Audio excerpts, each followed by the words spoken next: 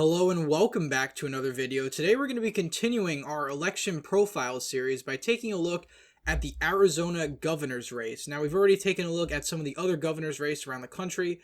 We'll be trying to get to all of them before election day, but of course we probably won't have time to cover each of them individually, even the more competitive ones. But Arizona is particularly important because Arizona itself is an extremely purple state, and the result of the governor's race is likely to reflect the result of the Senate race on the exact same ballot.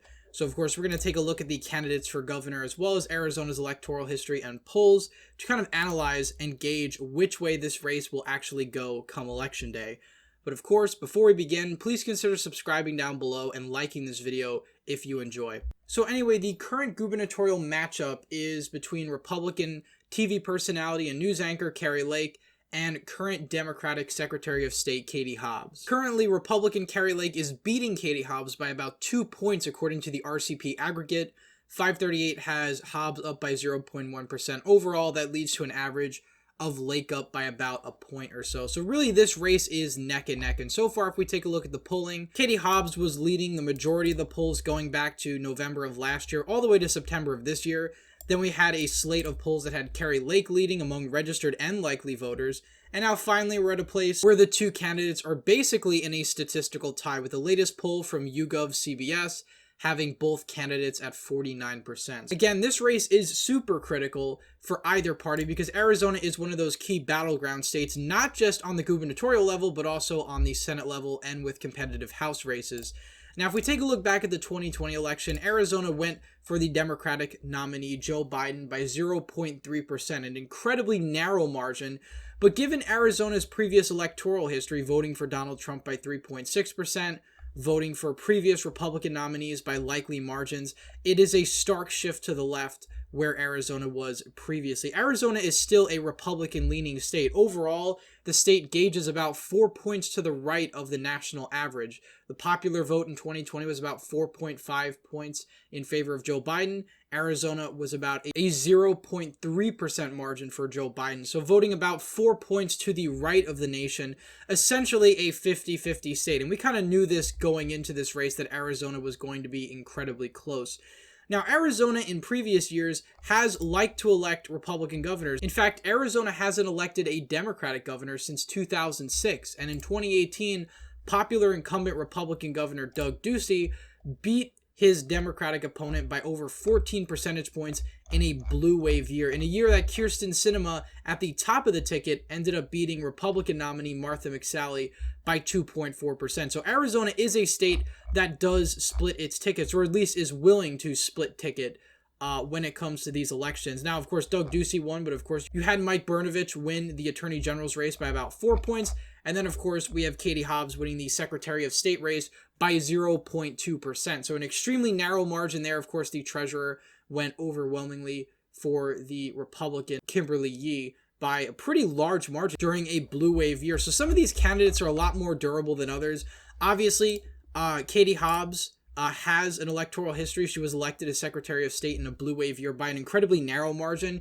Kari Lake is untested in terms of political office. She's never held a government job before. She's never run for office. So she doesn't have a proven track record, but she is able to raise a lot of money. Now, Kari Lake, policy-wise, is not that dissimilar from other candidates running in the MAGA lane, such as Doug Mastriano and Tudor Dixon. The difference is Kari Lake has high name ID, not just in Arizona, but across the country, and has a lot of money from conservative groups and is able to raise money on her own. So that's one of the reasons why this race is much more competitive than, say, Michigan governor or Pennsylvania governor, which is much more lopsided in favor of the Democrats, mainly because the Republican candidates can't really get their names out there, can't get their messages out there, and the Democrats are allowed to define them basically unhindered throughout the entire election season. Arizona, that's certainly not the case.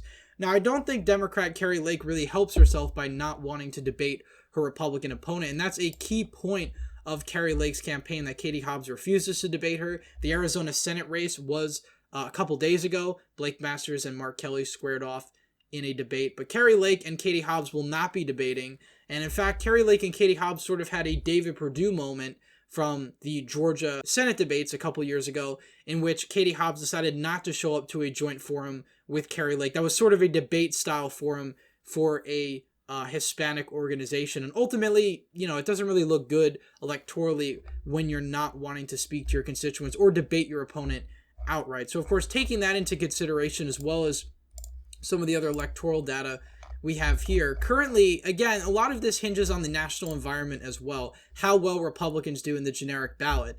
And Arizona itself is a state that is still trending more towards the left. Maricopa County is really the entire ball game when it comes to Arizona elections. If you do well in Maricopa County, you'll win statewide. Of course, Joe Biden was able to win Maricopa County by 2.2%. Ultimately, that translated into a margin of 0.3. So, of course, Donald Trump didn't need to win Maricopa County, but he had to make it incredibly close. And 2.2% is a very close margin, but he was unable to get the rest of the votes he needed statewide in order to overcome the margins that Joe Biden was able to get in Maricopa and Pima County, the two most populous counties in the state of Arizona. Now, if we take a look at the trend map, of course, you have some of these southern counties along the border, these more Hispanic populated counties trending more towards the Republicans. That was a trend we'd seen in New Mexico and Texas, and sort of a trend that's being translated across the country. Kari Lake has made it a very key point in her campaign to try and reach out to Latino voters because they are making up a larger segment of the Arizona electorate. And, you know, Republicans, in order to win statewide, are going to have to win a sizable minority of Hispanic voters, anywhere from 36 to like 40%. It's a good target for them.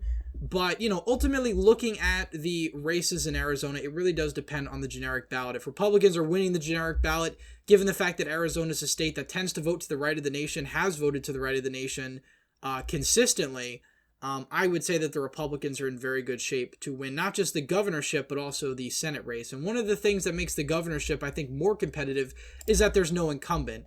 Doug Ducey's not running for re-election. There's no incumbent Democrat, obviously. So this is between two outsiders. Now, ultimately, I think Republicans are going to win this governor's race. I think Kari Lake is probably going to win at the end of the day by about 2 to 3%. And one of the reasons I say that as well is that Kari Lake and Katie Hobbs are the only two candidates on the ballot. There's no third-party candidates. Normally, when you have third-party candidates on the ballot, whether it's the Green Party taking some votes away from the Democrat or the Libertarian Party taking some votes away from the Republican, you know, you tend to have these margins that, say the Republican wins by 1.5%, but in an environment where the Libertarian didn't take 2% away, the Republican probably would have won by about 2.5 points. So, given the fact that there's no third-party candidates, there really only are two choices in the governor's race. There's no independents. It's either between Republican Kari Lake and Democrat Katie Hobbs. And I don't think Katie Hobbs is an incredibly strong candidate.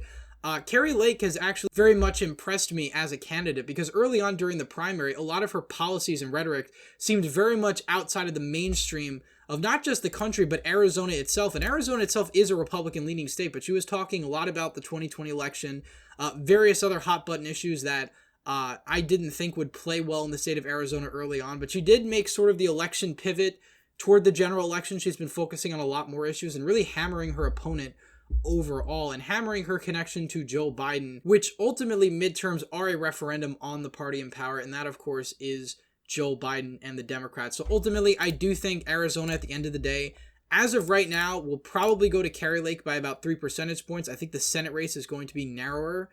There is a Libertarian running in the Senate race, so that may potentially hurt Blake Masters, but overall, I think this is a lean hold for the Republicans. They're going to keep the governorship for at least another 4 years. Kari Lake does have a very fervent and dedicated base, something that other Republicans around the country like Doug Mastriano have, but the difference between Doug Mastriano and Kari Lake is that Kari Lake is able to appeal to independents and to, in some cases, even moderates in this election, whereas the other candidates struggle because they don't have the ad money, they don't have the funding to really reach out to these voters and get their messages across. So anyway, that's it for today's video. Please leave a thumbs up if you enjoyed, subscribe to the channel, hit the bell notification so you don't miss any more videos I put out, and as always, again, thank you all for watching, and I hope to see you in the next one.